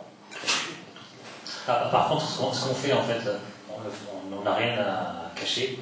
Pour Tunisie Télécom, quand on a négocié le contrat, on a bien précisé qu'on serait amené à travailler chez d'autres opérateurs, sauf sur certains sujets qu'on a délimités en termes de périmètre et dans le temps, notamment par rapport à ce projet-là en fait. Donc, en gros, on peut travailler avec tout le monde, mais il faut être transparent. Il faut jouer carte sur table en fait. Hein. Il faut que les règles soient claires. Voilà, c'est un petit marché. On a besoin de travailler. Et puis derrière, si moi je l'ai appris et factuellement, là aujourd'hui, on travaille pour les deux. Hein. Je veux dire, pour deux des trois en parallèle. Tout à l'heure, même en termes de confidentialité par rapport aux retailers, voilà, à un moment ou à un autre, on a travaillé un peu chez les trois, quoi. Donc, sur des problématiques similaires. Donc, en termes de confidentialité, c'est exactement les mêmes pratiques qui peuvent être ici. Hein, des clients voilà, qui vous demandent je dirais, de la confidentialité totale. C'est jouable, c'est pas jouable, c'est l'appréciation un peu du cabinet, et puis après de mettre les garde-fous et de limiter dans le temps. Donc c'est exactement les mêmes. Il faut aussi, en fait, là aussi c'est de la déontologie pure et dure, en fait. Hein. Il faut être pro, et il faut savoir dresser, comme disait l'anglais, le Chinese wall entre les différents projets, en fait. Hein. Il faut vraiment être professionnel, parce que c'est un petit village, et on ne peut pas se permettre, au niveau du cabinet et des équipes du cabinet. Aujourd'hui, c'est des messages que Hatem passe à ses équipes. Attention, donc il y a une confidentialité. Quand on travaille avec quelqu'un, on ne divulgue pas ces informations à quelqu'un d'autre. Juste pour fermer ce volet d'une question sur le marché.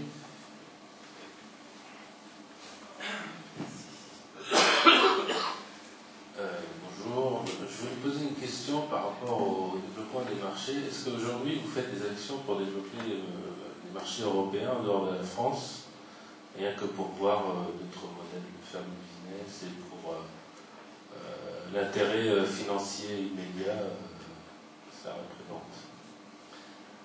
Est-ce qu'on travaille en France? La réponse, en consulting, la réponse est non. Est-ce qu'on va travailler? Je n'en sais rien. Et pour l'instant, on est en train de construire quelque chose, en fait. On va construire quelque chose sur l'Afrique du Nord pour l'instant, oui, et sur l'Afrique subsaharienne. En fait, j'ai dit en dehors de la France. Ah, en dehors de la France, ça marche. D'accord. En dehors de la France, effectivement, donc on est en Afrique du Nord, comme je l'ai précisé, et on travaille quand même un peu en Afrique subsaharienne. D'accord. Donc, on a des projets en ce moment au Sénégal, en Côte d'Ivoire, en Zambie. Donc on a un certain nombre de projets là-dessus. On va être positionné plus sur des opportunités sur certains métiers. Donc là-dessus, on est présent sur ces marchés-là, notamment sur les activités de financement et de leasing, sur lesquelles on va apporter une solution. Et potentiellement, en fait, il y a du consulting, de l'AMO autour, si besoin. Est-ce que vous envisagez, par exemple, de développer des marchés comme l'Allemagne ou l'Espagne Pour l'instant, en termes de notre stratégie, en fait, elle est assez claire aujourd'hui. On veut être présent, on veut être un acteur présent sur les pays d'Afrique du Nord, nous renforcer et puis nous consolider sur l'Afrique du Nord.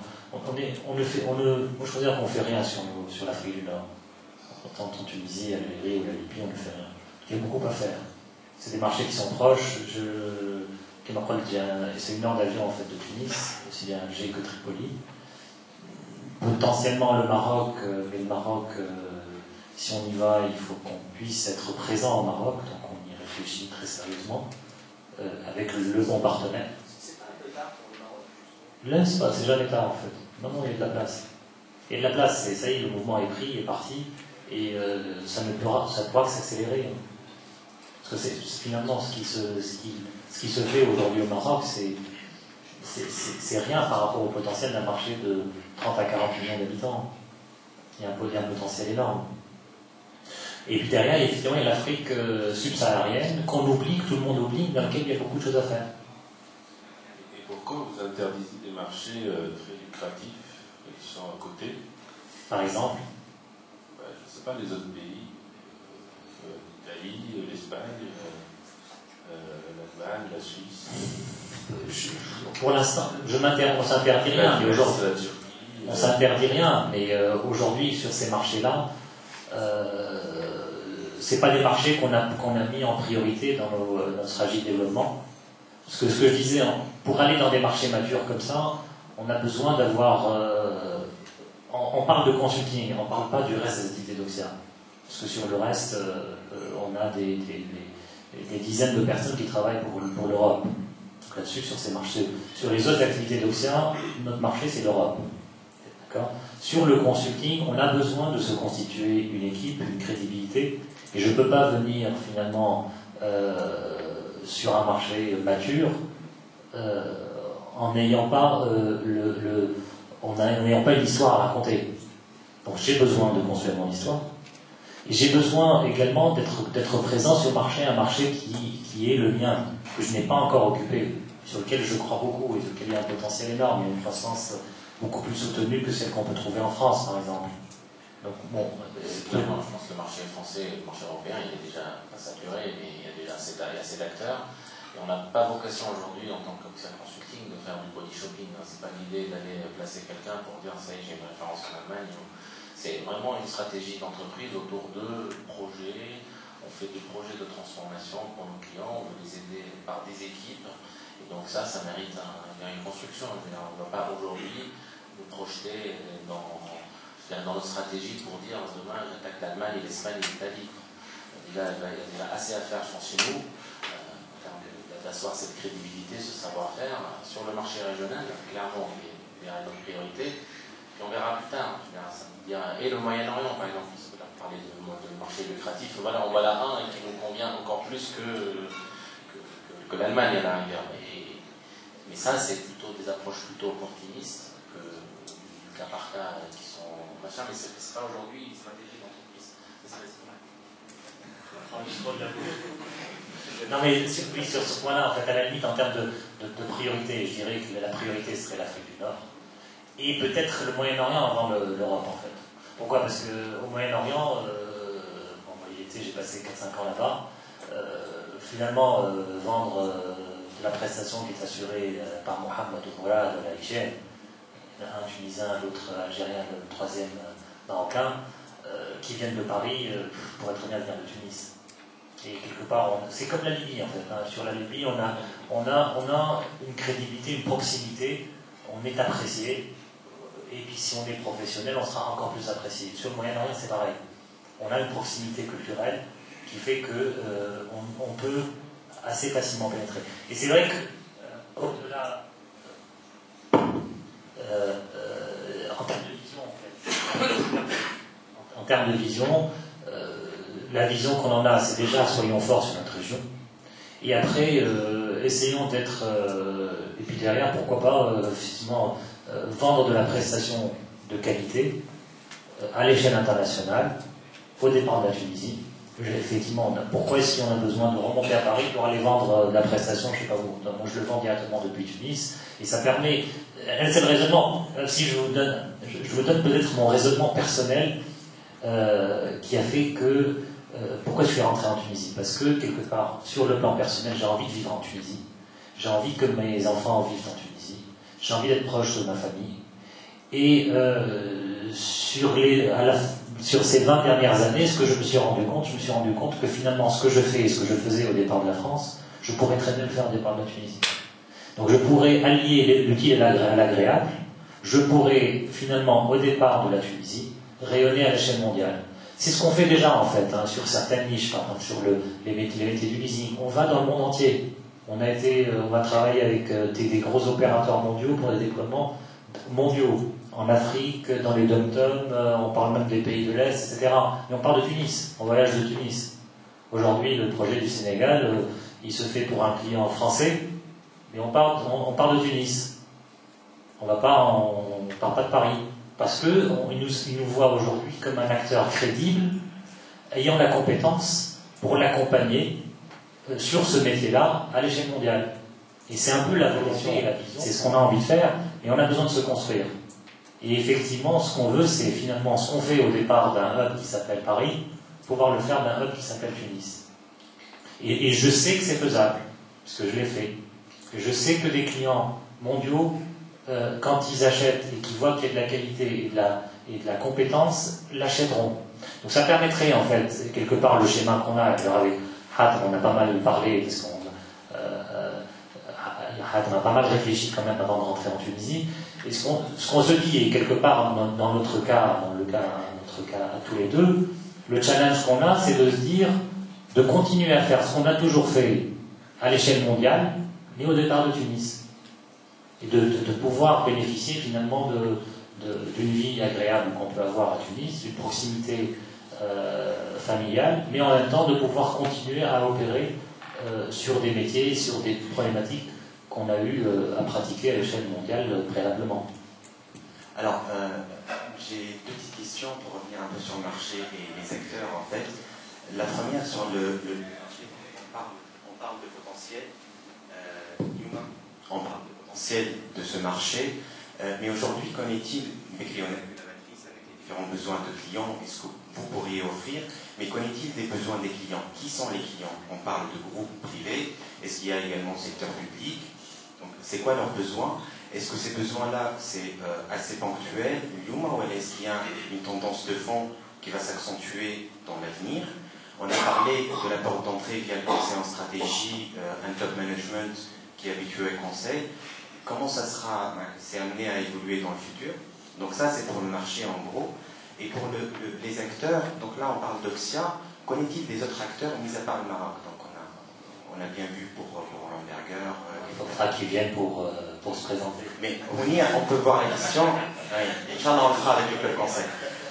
Là, on peut vous dire un mot, parce qu'en fait, ça c'est intéressant. En fait, dans la communauté des cabinets de conseil en Tunisie, on se connaît tous, on se parle tous, et on est très proches tous, on est tous relativement proches. Juste pour finir, et donc du coup, l'avantage compétitif d'Oxia par rapport à ces gens-là. Merci.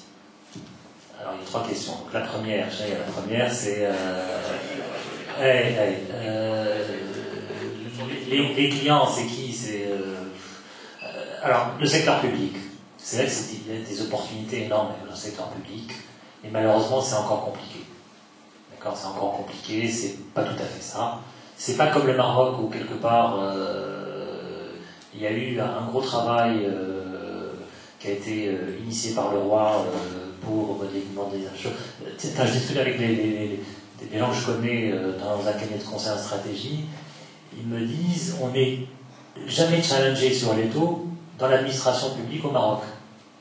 En fait, il y a eu un mouvement, il y a eu le mot d'ordre qui a été donné, en fait. On veut moderniser, on moderniser. En Tunisie, c'est pas encore ça. C'est dommage, mais c'est pas encore ça. Ceci dit, en Tunisie, il y a quand même des entreprises privées qui sont très dynamiques, qui ont envie d'avancer, et qui ont commencé à acheter du conseil et qui ont vu la valeur ajoutée du conseil.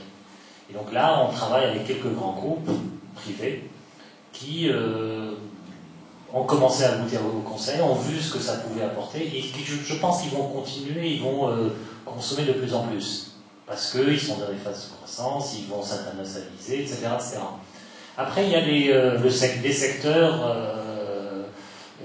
dans lesquels il y a une certaine émulation, le secteur bancaire, donc, comme on disait, donc, il y en a un qui a fait un projet, tout le monde s'engouffre, et parce qu'il faut pas se laisser licencer, etc. Dans les télécoms, c'est pareil, en fait, il y a une émulation liée à la concurrence, et ça a vraiment fait du bien, en fait, au secteur. Et donc, à partir du moment où on commence à avoir des expériences comme celle-là, et comme disait Hadim tout à l'heure, il y a quand même des mouvements, en fait, des gens qui passent d'une organisation à l'autre, etc. La culture va commencer à changer. Et on va commencer à acheter et à voir la valeur ajoutée du conseil. Et ça commence. Ce que je disais tout à l'heure, c'est que, pour parler d'un de nos concurrents qu'on a vu il n'y a pas longtemps, ils étaient 2 il y a 2 ans. Ils sont 7 aujourd'hui. Et bon, ils sont 7 sur les mêmes clients. Ça veut dire quoi? Ça veut dire que les clients commencent à avoir de plus en plus de besoins. Donc moi je crois personnellement que ça ne peut aller que dans le bon sens. Ça ne peut aller que dans le bon sens, et c'est la nature même du marché. Si on prend en fait l'historique du conseil en France, si on revient quand j'ai commencé, on ne parlait pas des mastodontes qui existent aujourd'hui. En fait, le marché se fait aussi avec le temps. Donc moi je suis assez confiant, et je me dis qu'il y a quelque chose on ne pourra pas faire du copier-coller ce qui se passe en France aujourd'hui, mais ça se fera progressivement. Mais les concurrents...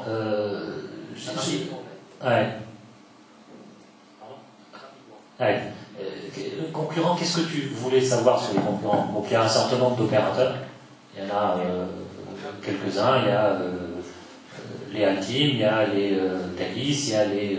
etc. Il y a Air Stagnon qui fait du bon boulot aussi. Il y a quelques concurrents. Avec tous ces concurrents-là, effectivement, ces gens avec qui on a une certaine proximité, et on essaye ensemble également on essaye ensemble de dynamiser et d'éduquer le marché, en fait. Juste pour conclure sur cette partie marché, on ne peut pas parler du marché 2009-2010 sans évoquer la crise qu'il y a eu en Europe. La crise dans ces pays, c'est quelque chose qu'on ressent pas, Quel est votre retour là-dessus? Si, il y a quand même, on ressent la crise. Hein, on ressent la crise, on la ressent peut-être un peu moins qu'en France, mais quand même une crise. Il y a quand même pas mal de projets qui ont été décalés, des décisions d'investissement qui devaient se faire. Là, par exemple, on a quelques projets, notamment sur de l'ERP. Un projet notamment qui devait se décider début d'année 2009, et on n'a toujours pas décidé à ce jour. Parce qu'il y a une frilosité, est-ce que j'investis pas, je ne sais pas de quoi elle fait demain, etc. En fait, ça ralentit, ça a un peu tout ralenti. Bon, on était dans un marché qui était très dynamique, ça a ralenti, mais ça fait qu'il y a une croissance un peu plus légère, un peu moins soutenue, mais néanmoins, il y a quand même une croissance. D'accord ?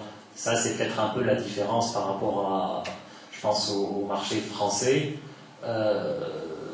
où ce qu'il faut dire peut-être aussi, comme le marché est relativement limité en termes de taille, il n'est pas aussi impacté qu'un marché français où il y a quand même une industrie qui est assez forte et qui occupe un nombre d'emplois assez important. Je rajouterais peut-être aussi que, en contre-pied à ça, c'est que aussi le Maghreb aujourd'hui est devenu un peu un relais de croissance pour l'Europe, en termes de, justement après la crise. Donc, je pense que tout le monde a commencé à regarder autour de lui ce qui avait de la valeur à aller chercher. Et je pense que, donc, de part, je pense que nos propres clients, clairement, je pense qu'ils sont un peu plus hésitants, même si je pense la latitude un peu de la prise de risque n'étant pas la même initialement, je pense que les conséquences de la crise ne sont pas les mêmes. Ceci dit, je pense que voilà, il y a quand même des investissements étrangers, il y a quand même, je dirais, et de part, je pense, des entreprises internationales, et de part aussi même les cabinets européens qui lorgnent un peu sur le Maghreb, et par essence, on est en train de créer cette fameuse dynamique. De part, je pense que pour répondre à une de vos questions aussi tout à l'heure, en termes de compétences, en éduquant un peu l'acheteur, voilà, les top management par rapport à leurs besoins, par rapport aux besoins de transformation, etc. Et donc, c'est ce qui nous fait croire un petit peu, je pense, personnellement, je suis rentré un peu parce que je crois en ce projet, et je crois aussi dans la pérennité du projet. Donc, c'est pas juste aujourd'hui, voilà, il y a du business, c'est une vague de fond. Donc voilà, c'est le Maroc l'a fait avant nous, la Tunisie est en train d'y aller. Clairement, probablement pas dans la même dynamique, dans la même vitesse, mais peut-être ce sera peut-être plus vite. Je suis convaincu que ça sera plus vite. Parce que voilà, il y a une émulation et le savoir-faire est déjà là. Justement, il fait beau, les gens sont sympas, il y a des projets, la crise elle est aussi violente qu'en Europe. Que propose Oxia Consulting aujourd'hui? Enfin, quelles sont les opportunités professionnelles chez Oxia Consulting? Bon, donc c'est la partie la plus fun, je pense, pour vous tous. Donc, question dans la salle. Bon, je pense que ça serait peut-être aussi bien et que ça soit, je pense, par forme d'échange et qu'on puisse répondre un peu à vos interrogations. Mais grosso modo, aujourd'hui, par rapport à... si je reviens un petit peu à... je vais me mettre là quand même. Bon. Aujourd'hui, Oxia, ce qu'on disait, Oxia Consulting, c'est une petite équipe, une dizaine de personnes. On a envie d'aller asseoir la taille de ce cabinet vers une vingtaine de personnes. Je pense qu'il y a des projets, il y a beaucoup de potentiel. Voilà. Donc là, ce qu'on cherche, nous, c'est à deux niveaux, on va dire. Le premier, c'est en termes de management au niveau d'Oxia Consulting. Donc, on cherche clairement, des gens expérimentés pour nous aider un peu sur les trois secteurs d'activité. Bon, sur la partie industrie, distribution, donc des profils autour de la logistique, des achats, de la supply chain en général. Voilà, des expériences, je pense, un minimum 5 ans dans ce type de domaine. Pareil, je pense qu'il y a de bonnes carrures en banque, en services financiers, des gens qui ont travaillé sur des problématiques de risque, sur le métier bancaire, et qui ont baigné un peu dans des transformations bancaires, donc avec un certain savoir-faire. Et pareil sur la partie télécom, sur laquelle aujourd'hui, au fait, nous on intervient clairement, je pense, sur les positions un peu de back-office. Comme vous avez vu tout à l'heure, chez Télécom, par exemple, c'est plus de la logistique opérationnelle. Chez Orange, on fait aussi de la logistique opérationnelle autour des moyens généraux. Bon, donc, mais clairement pas sur les métiers de télécom qu'on voudrait développer. Donc, je pense qu'au niveau du management, ce qu'on cherche un peu, c'est des têtes de pont pour toutes ces activités-là, pour être vraiment un véritable levier de croissance, parce que il y avait des questions tout à l'heure sur les compétences et sur les skills.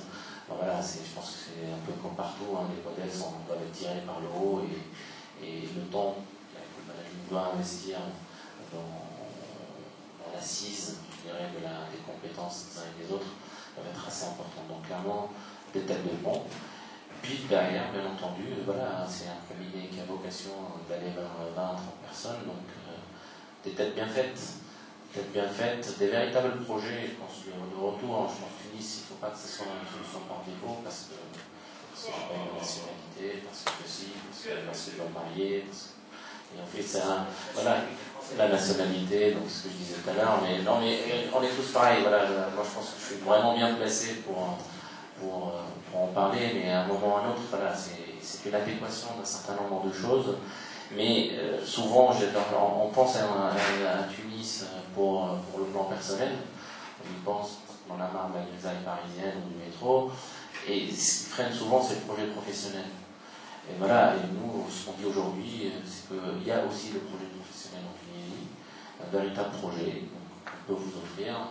Et voilà, donc avec tous ces éléments, je suis prêt à répondre à l'ensemble des questions avec Mahdi. Voilà. Juste en fait, un thème d'opportunité là-dessus. Au CIOCC, on a toujours été, on peut dire, une organisation qui était ouverte au retour des ADUG1. Donc il y a plus d'une dizaine d'ADUG1 qui sont rentrés et qui nous ont rejoints. Et quelque part, il y a toujours moyen de développer un projet en fait ensemble. Et ce qu'on attend, c'est pas un job, mais c'est plus de nous rejoindre pour bâtir quelque chose. Chacun va apporter sa brique à l'édifice et d'arriver à faire ce qu'on a fait, hein, ce qui s'est fait. 1, 2, 3, 4, 5 personnes, et 220 maintenant. Et je pense qu'il y a un avenir devant nous. Et chacun, il y a de la place pour tout le monde en fait pour développer cet avenir et apporter sa brique à l'édifice. Aslema, donc en fait ma question portait sur, apparemment vous avez des idées très claires sur la projection sur les 3 et 4 prochaines années, de savoir si vous avez aussi des idées aussi claires sur les profils, apparemment c'est des profils, préférez plutôt des profils expérimentés de moins 5 ans. Après en termes de compétences, c'est vraiment des compétences axées métiers, transverses, stratégie, conduite du changement, ou plutôt des compétences axées sur des outils spécifiques ERP, sur la supply chain ou autre en fait. Donc aujourd'hui, en fait, en termes de ce que je disais, on cherche des têtes de pont, j'insiste là-dessus, mais aussi on cherche, je dirais, toute personne, entre guillemets, susceptible d'avoir un véritable projet et d'avoir envie de bâtir quelque chose avec nous, quelle que soit son expérience. Donc j'insiste là-dessus, mais en mettant l'accent quand même sur les têtes de pont, pour lesquelles, clairement, on cherche des gens qui connaissent le métier. Alors on peut connaître le métier parce qu'on a fait de la stratégie autour de ce métier, on peut connaître le métier parce qu'on a travaillé sur de l'ERP, on a fait du SAP, on a baigné toute sa vie dans la supply chain SAP. Donc par essence, on connaît les process, etc. Et donc on a envie de bâtir, je dirais, peut-être un petit peu la couche au-dessus. Mais voilà, le métier, je pense que c'est le mot d'ordre et l'expérience. Clairement, donc quelqu'un, de véritables relais pour Mahdi et moi-même aujourd'hui, pour pouvoir, entre guillemets, avancer ensemble sur ce projet donc, nous sommes en train de bâtir ensemble. Voilà, donc c'est les têtes de pont, clairement, du métier. Maintenant, si c'est pas... ce que je disais, c'est des têtes bien faites et les expériences dans le consulting, bien entendu, sont les bienvenues. Et quel que soit, je dirais, la teneur, après, ce qu'on disait même, il y a des projets qui se bâtissent, on bâtit les projets ensemble, quoi. On bâtit un projet professionnel ensemble. Donc pour un consultant clairement junior qui sort de l'école, lui, je pense c'est très facile, je pense que vous l'avez tous vécu, de mettre les gens dans les cases, mais d'un certain niveau, de certaine seniorité, les projets de professionnels se bâtissent. Voilà, et c'est un peu cette aventure-là que nous vous proposons aujourd'hui. J'utilise le mot aventure, mais même bon, c'est une aventure entre guillemets confortable. Confortable parce que l'assise est là, parce que Oxia est déjà là, la base client est là. Voilà, on bâtit, mais d'une façon dynamique, mais tout en étant avec toutes les assises nécessaires en amont. Une question, donc je voudrais avoir plus d'informations sur la manière de gestion des ressources humaines chez Oxia en général, pas que consulting. Donc ma question porte sur deux volets. Le premier, c'est tout ce qui est salaire et évolution de carrière. Et le deuxième, c'est côté staffing. C'est-à-dire, par exemple, est-ce que chez vous, c'est comme en France ici, le ressource manager reçoit le besoin et regarde, il y a Pauline qui est encore disponible, donc quitte à avoir un minimum de connaissances, et tu apprends sur le tas. Voilà. Je vais peut-être commencer par la deuxième, je pense. C'est un modèle pour nous, en fait, c'est un modèle plutôt à la Accenture. D'accord, maintenant, donc, certains dans la salle vont me dire c'est pas forcément le meilleur modèle du monde, avec une société qui ne sait pas trop gérer les crises Accenture, malheureusement, donc ils font un peu n'importe quoi quand ça va pas bien. Donc maintenant, on va prendre le modèle Accenture quand ça va bien, dans le sens où c'est, je dirais, les personnes qui vendent sont les personnes qui sont impliquées aujourd'hui. Ce que je disais, avec 10 personnes, on n'a pas une armée mexicaine. Donc voilà, moi personnellement, je suis impliqué avec Med dans les activités notamment de vente, et puis après dans le suivi des projets. Donc voilà, c'est un peu la force qu'avait Accenture à un moment, c'était les managers et les senior managers qui vendaient et qui s'affaient derrière. Donc c'est la personne qui a trouvé le deal et qui l'a shapé, c'est celui qui va t'encadrer derrière, et c'est celui en plus qui va te faire ton évaluation et aller vers toi, vers ta rémunération, ta évolution de carrière, etc. etc. C'est un peu ce modèle-là où un peu la partie commerciale et la partie delivery sont ensemble. Et clairement, donc les gens, c'est pas... voilà, on vend, on fait les projets, les opportunités que nous avons aussi, on les choisit par rapport à nos compétences et par rapport à notre savoir-faire. Ahmed y a insisté lourdement dessus tout à l'heure. Il est interdit de faire n'importe quoi en Tunisie. Et voilà, donc une casserole, c'est une belle casserole et c'est un petit village. Donc la première travail, je dirais, derrière comment dire, par rapport à la base client, etc. Donc on ne vend pas n'importe quoi et on ne staffe pas nos ressources n'importe comment, mais par rapport à nos besoins. Voilà, et donc par rapport aussi à leur savoir-faire. Deuxième point, je ne sais pas si vous voulez rajouter quelque chose sur... Je pense que ça tu as un peu répondu. On n'a pas un pool de ressources partagées. Chaque manager va avoir un nombre limité de ressources qu'il va gérer. En fait. Il a une certaine proximité à toutes ses équipes. Il est pas autour de lui. Il a un étage dans un de nos bâtiments et toute son équipe autour de lui. En fait. Pour l'instant, ils sont un peu d'ailleurs serrés parce qu'on est en train d'aménager son étage. Donc ils sont tous dans le même open space. Et on a une certaine proximité en fait, hein, donc on ne peut pas s'amuser, on n'a pas cette logique de pool de ressources, etc. On est relativement proche, on a des équipes relativement focalisées et qui sont mobilisées, qui sont au courant des projets qui se passent, qui sont également, il y a pas mal de partage dans les équipes. Alors la fameuse question, donc la rémunération.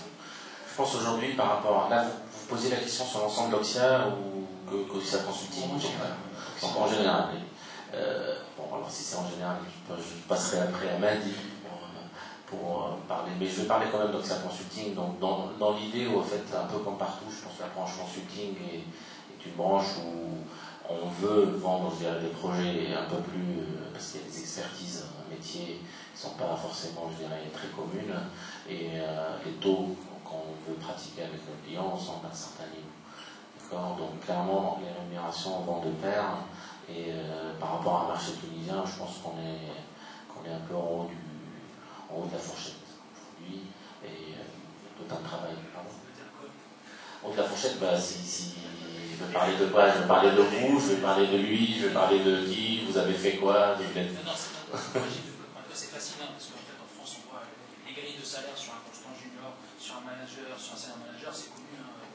Non, c'est pas connu. Accenture ne paye pas comme Gemini Consulting et Gemini Consulting ne paye pas comme Logica, je suis désolé. Donc chacun aussi sa politique d'attraction. Je ne sais pas si des teams vont payer comme tout le monde, j'en sais rien. Mais...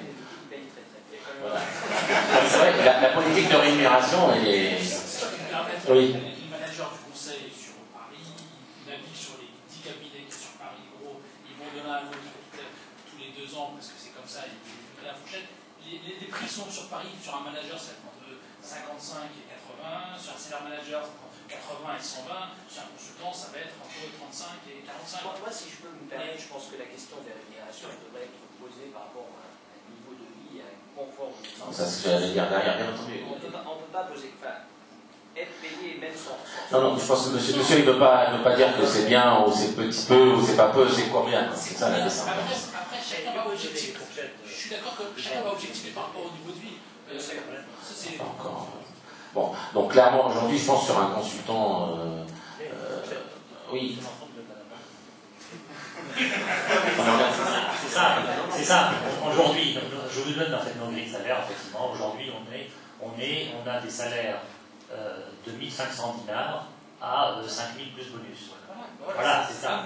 On parle de ça en fait aujourd'hui. On est, sachant que quand on parle de 5000 de bonus, le bonus c'est une part significative du salaire.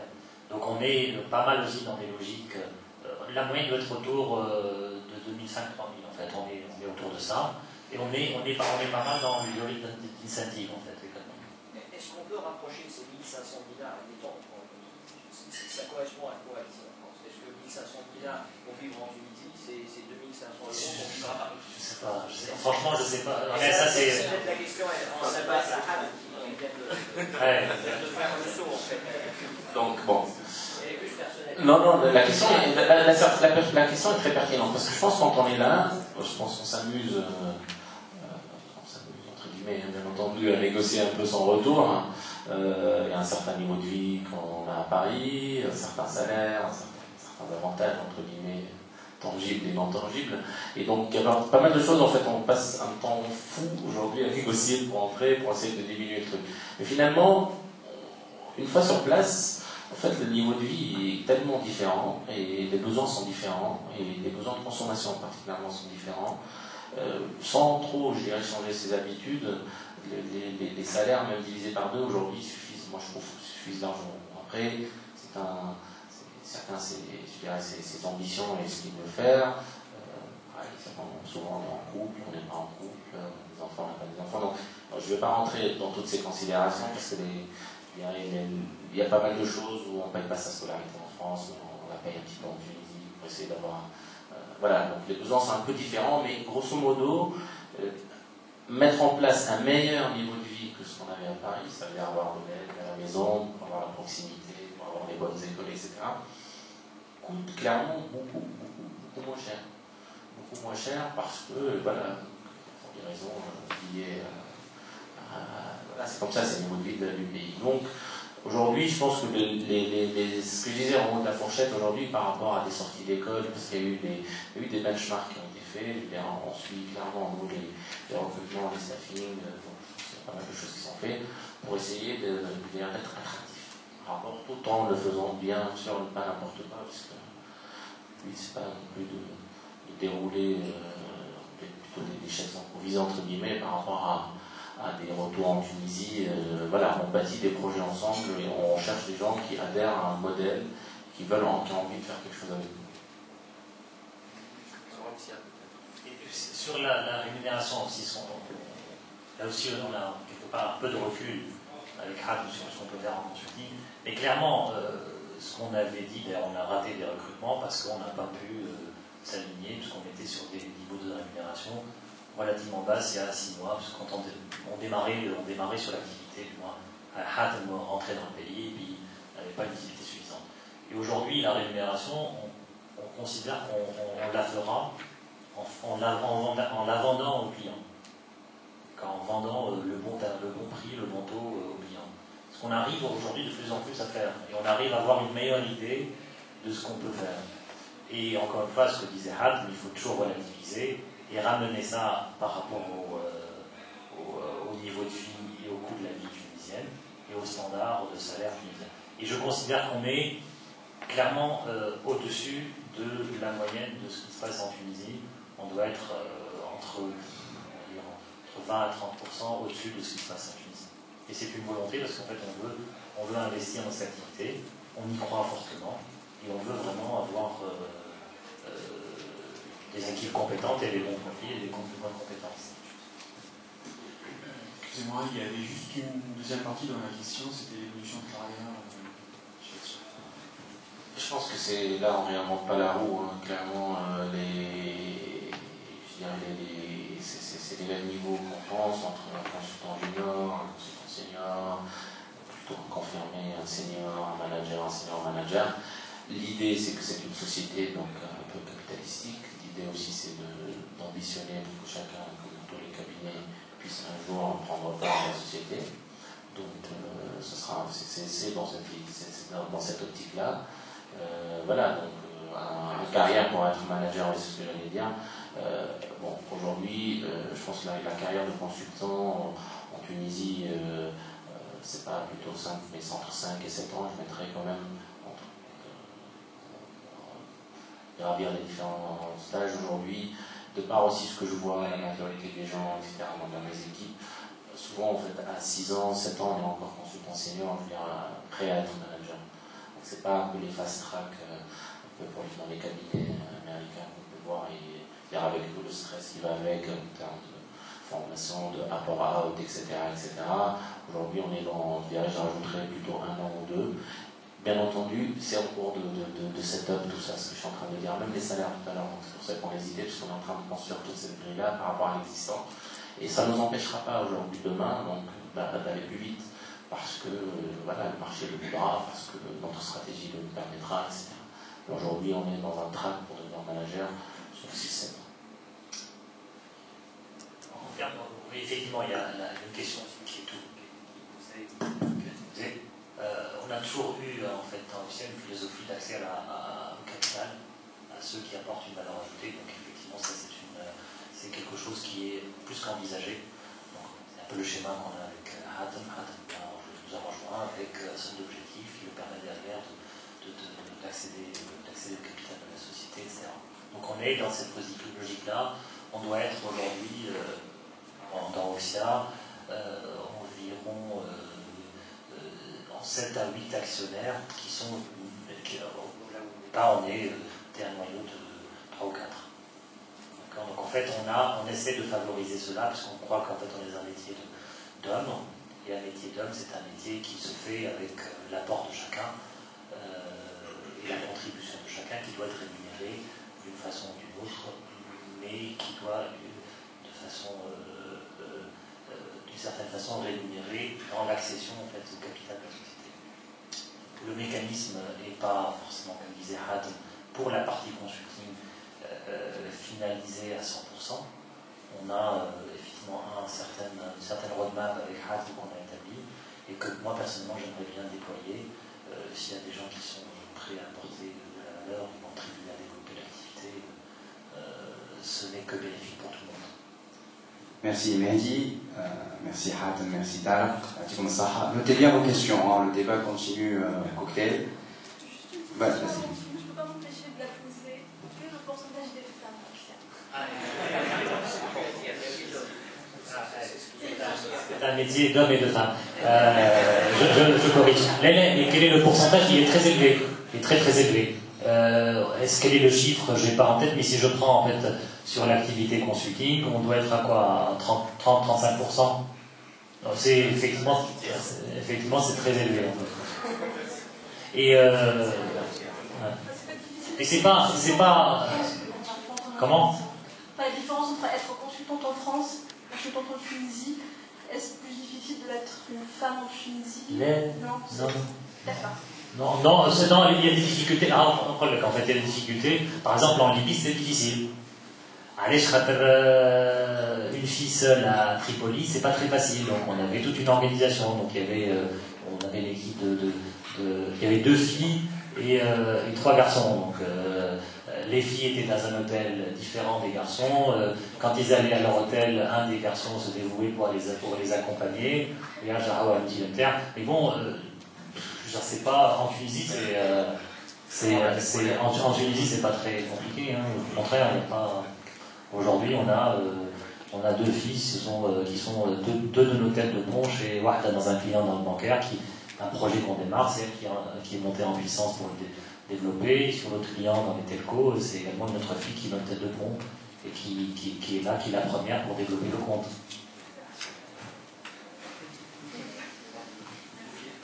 Grazie comme ça, bravo. Je pense qu'on peut les applaudir.